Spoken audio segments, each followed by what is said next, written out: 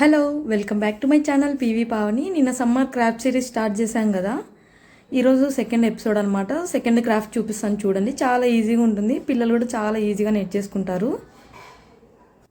First అయితే మీ దగ్గర ఉన్న కలర్ పేపర్స్ ఒక 8 to 9 కలర్స్ తీసుకోండి.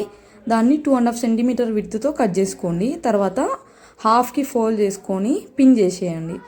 తర్వాత ఇక్కడ నేను చూపిస్తున్నా కదా, ఒక హాఫ్ ఒక్కొక్క పేపర్ ఇలా ఫోల్డ్ చేసుకోవాలి.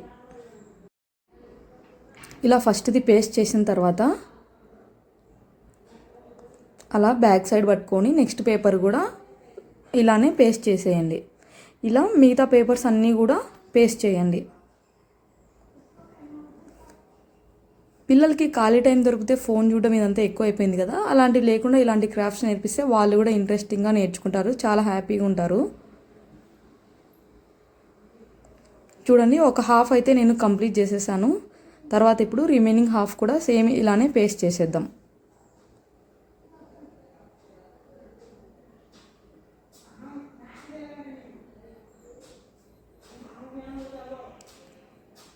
ఈ క్రాఫ్ట్ అయితే మనం హోమ్ డెకర్ లాగా కూడా యూస్ చేసుకోవచ్చు. లాస్ట్లో రెఫరెన్స్ పిక్స్ కూడా ఇచ్చాను చూడండి, ఎలా యూస్ చేసుకోవచ్చు అనేది.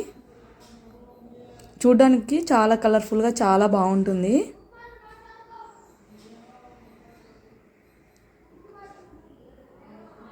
చూడండి ఎంత కలర్ఫుల్గా, చాలా బాగుంది కదా.